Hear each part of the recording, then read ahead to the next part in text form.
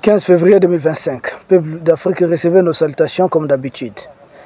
Cette histoire des passeports entre les pays de l'Est et la France, si Macron veut utiliser ça comme moyen de chantage, parce que, selon lui, les ressortissants africains, c'est-à-dire de l'Est, et les Africains sont beaucoup là-bas, parce que vous savez qu'ils prennent toujours ce qu'ils appellent la qualité. Les meilleurs jouent dans leur équipe nationale. Les meilleurs sont leurs scientifiques, ils sont médecins. Ils savent trier quoi.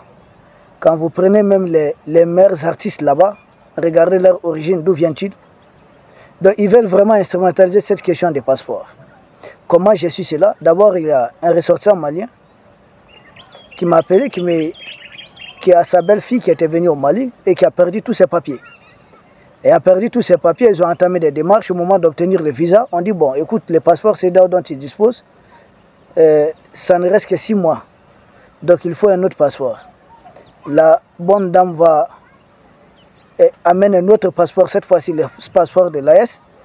Qu'est-ce qu'on dit? On dit non, que ce n'est pas encore reconnu par la France.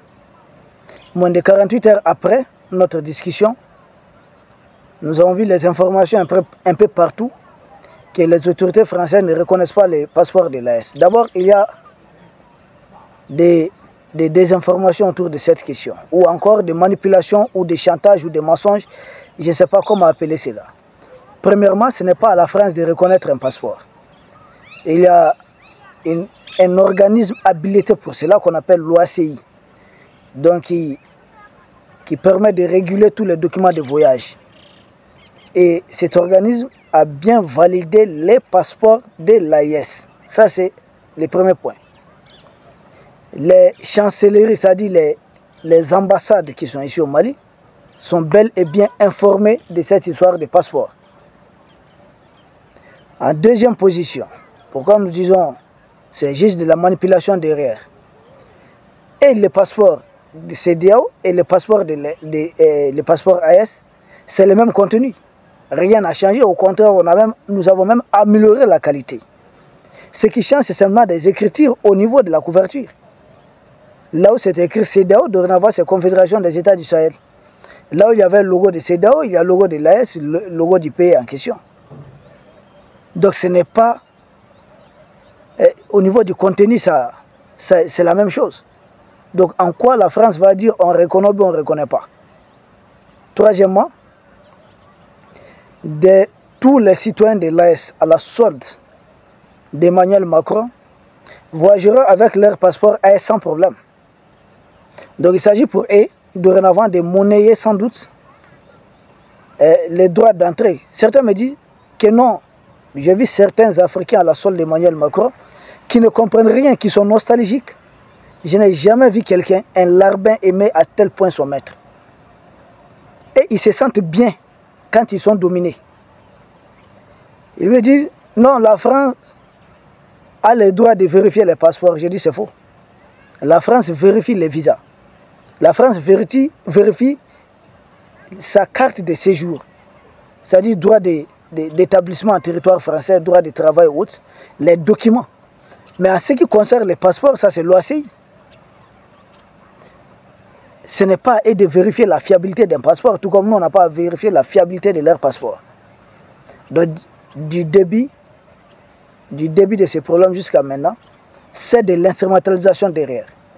Une façon de chanter les pays de l'Est. Ils vont dire, mais ils ont beaucoup de ressortissants là-bas. Ils n'auront d'autre choix, soit de laisser abandonner leurs ressortissants, soit de discuter en ce moment en position de faiblesse, Air France et autres. J'ai dit non, détrompez-vous. Nous avons d'autres moyens de contrecarrer aussi. Nous ressortissons contre les multinationales. Ce n'est pas compliqué. Si nous avons plus de ressortissants là-bas, mais nous n'avons aucune multinationale là-bas. Là, on est d'accord. Et pourquoi on a des ressortissants là-bas? C'est parce qu'ils avaient appauvri ici. S'ils ne tenaient qu'à moi, chacun doit essayer, nous allons commencer à nous battre pour que chacun travaille ici. Oui, ils ont des ressortissants ailleurs, mais dorénavant, nos dirigeants doivent s'atteler à la tâche qu'il faudrait créer de l'emploi, trouver en tout cas des moyens pour que chaque citoyen de l'Est puisse travailler ici. S'ils essaient de prendre en otage les ressortissants des pays de l'Est. Mais c'est simple. Ils disent que ce sont nos ressortissants qui là-bas, qui travaillent, qui payent des taxes là-bas. Mais eux, ils ont des multinationales ici. Ils n'ont pas autant de ressortissants ici. Tout comme nous, on n'a pas autant de multinationales de l'autre côté. Donc, chacun va appuyer là où ça fait mal. Et ici, Dieu seul sait. Et ici, Dieu seul sait. Leur multinationale gagne combien? Vous allez me dire, donnez-moi, faites-moi une estimation de combien on paye dans Canal Plus uniquement au Mali. On va ajouter Burkina, on va ajouter le Niger. Combien est-ce que nous payons régulièrement? Donc, nos autorités peuvent décider de taxer leurs multinationales, leurs entreprises qui opèrent ici. Si c'est ce qu'ils ont fait, mais nous aussi, nous avons nos moyens de réponse. Surtout l'AS, c'est la réciprocité qui est établie. Ça, il ne faut pas oublier ça. Ils ont combien de multinationales ici qu'on peut taxer pour compenser et prendre en charge tout ce dont ils vont essayer de créer des problèmes pour ces histoires de papier. Et les taxes, c'est-à-dire les surplus des taxes qu'on va imposer, on va juste prendre ça et créer des petites entreprises pour ceux qui ne verront pas leur passeport reconnu ou doit accepter de l'autre côté. Comment compenser cela? Il faut juste faire payer leurs multinationales, leurs entreprises. C'est comme ça entre les États, c'est ça. Mais vouloir négocier sans aucun moyen de pression, là, ça ne sonne pas bien. Or, eux, ils font des chiffres dans le domaine des télécoms, dans d'autres domaines, ils font des chiffres autour des milliards. Donc, comprenez ce que ça veut dire. Qui a le plus à perdre? Macron n'a pas intérêt à ses bras de fer. Non, non, non.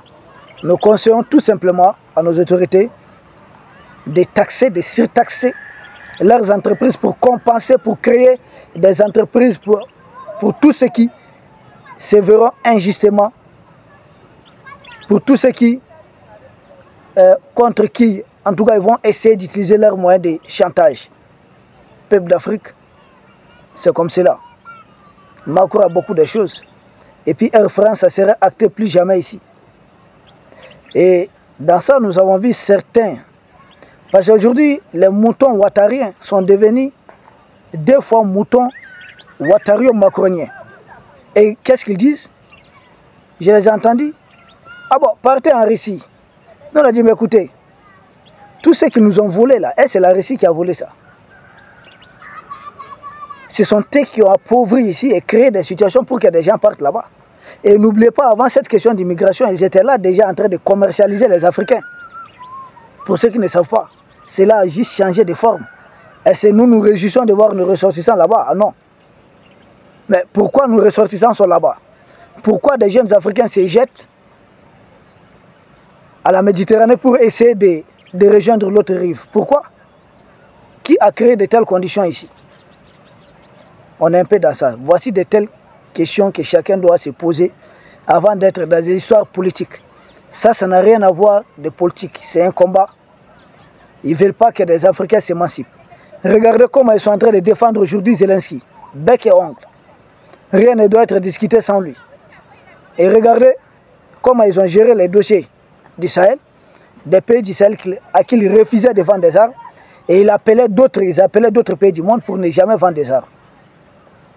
Regardez comment ils gèrent le cas de la RD Congo, où il y a un pays, il y a un agresseur qui est connu, et puis il y a un agressé. Mais ils disent non, processus de Luanda est auto. Au même moment, ils disent que Zelensky ne devait pas négocier tant qu'une portion de son territoire est occupée par les Russes. Mais pourquoi ils demandent aux Congolais de négocier alors qu'ils sont en train de perdre plusieurs localités à la fois? Ça ne dit rien aux Africains. Et quand on parle, certains se voient, non, nous on est moutons ouattariens. De tout ce qu'Emmanuel Macron fait, c'est bon. Mais n'oubliez pas une chose, vous pourrez vous retrouver dans la merde. Aller en Russie, ça veut dire. Est-ce que nous, notre souhait même, c'est d'aller là-bas, aller là-bas? Non. Notre souhait, c'est que chaque citoyen de l'AS, voire même africain, puisse avoir un emploi décent ici. Mais ceux qui sont là-bas, généralement, regardez les conditions de vie. On dort dans combien de chambres avec la famille? Or, en Afrique, il suffit de fournir un peu d'effort pour se construire une maison. Ici, on peut se construire une maison. Mais combien sont des Africains qui peuvent se construire une maison là-bas? On est mieux chez soi. Mais pourquoi nous sommes retrouvés là-bas? Ce n'est pas la faute des Africains. Les Maliens sont sortis majoritairement quand? C'est quand les fameux démocrates ont pris les rênes du pouvoir ici. Or, cette pression qu'ils sont en train d'utiliser, c'est pourquoi? C'est pour faire ramener encore les fameux démocrates aux affaires. Donc, ils espèrent soulever les populations, créer plus de frustration, créer plus de frustrés. Et dans ça, ils vont dire qu'il y a autre chose, ils vont inspirer des manifestations et autres. Le peuple est serein.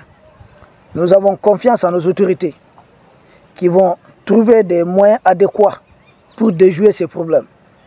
D'ailleurs, les PDG de leurs multinationales, dorénavant, leur passeport aussi ne doit pas être reconnu tout simplement. Ce n'est pas compliqué. Il faut aller au-delà des citoyens macroniens. Ils sont un bloc. Ils ont visé l'AS dans son ensemble. En attendant, d'ici là, les pays de l'Est ont le droit de saisir l'OACI, puisqu'ils ont encore leurs ambassades qui sont ouvertes ici, leurs consulats et autres. Il faudrait les saisir pour qu'ils s'expliquent. S'ils s'entêtent, chacun doit former toutes les ambassades, tous les consulats de part et d'autre. Nous n'allons rien négocier en position de faiblesse. Et pour le moment, il n'y a pas grand-chose à négocier. Ils sont en train de violer les textes internationaux. S'ils le font et que personne ne dit rien. Parce qu'entre les États, je vois encore beaucoup d'Africains qui ont vraiment été dans leur école de droit ou bien autre. Ah, vous ne respectez pas les droits internationaux, vous ne respectez pas la démocratie. Il n'y a que certains Africains pour croire à présent à ces bobards. Excusez-nous du terme. À ces sottises, il n'y a que certains Africains. Ce que Donald Trump fait là, c'est le droit international. Je veux votre canal. Nous voulons ceci. Nous voulons cela.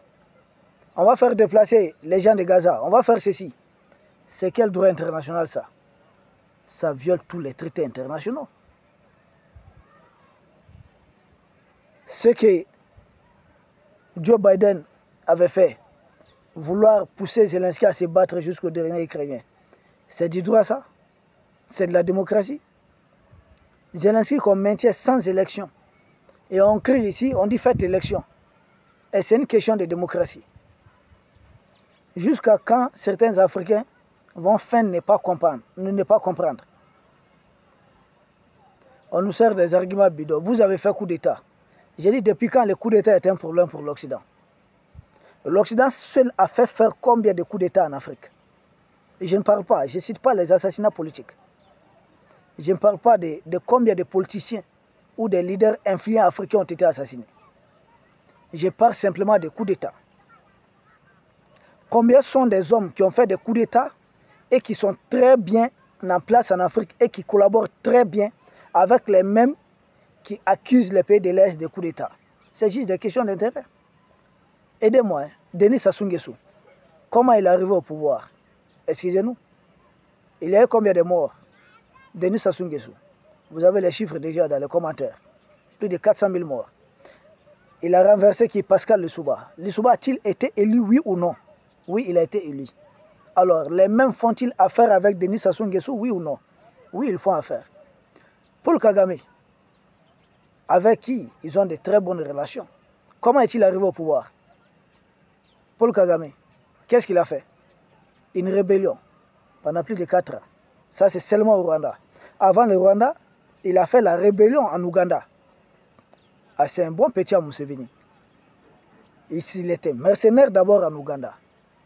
Et ensuite, il est venu au Rwanda où il a fait 4 ans de rébellion avant d'accéder au pouvoir. C'est un chef rebelle. Mais lui, il est vu comme un grand démocrate. Celui qui dirige l'Égypte, Abdel Fattah al-Sisi, comment est-ce qu'il est arrivé au pouvoir? Il a renversé un président élu, Mohamed Morsi, qui était à son premier mandat. Mais ils font tous des bonnes affaires avec l'Égypte, ils courent même derrière l'Égypte.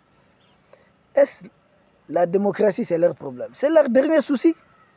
Pourquoi il y a des Africains qui ne veulent rien comprendre, qui ont tellement biché des leçons enseignées par des impérialistes, à tel point qu'ils jurent de faire la guerre à d'autres pays africains. Mais ils soutiennent Macron dans ses caprices. Aujourd'hui, ils disent les citoyens de l'AS. Demain, ça serait qui?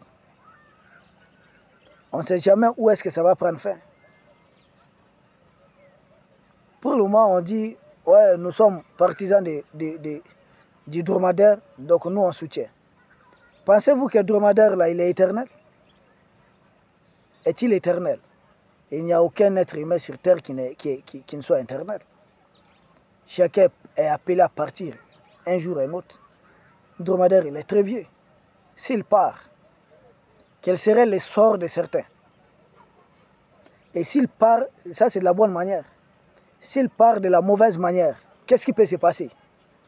Vous êtes là aujourd'hui alliés à Macron et Brigitte Macron contre d'autres Africains. Et vous en êtes fiers. Vous en êtes fiers, réellement. Moi, je dis tout simplement honte à vous.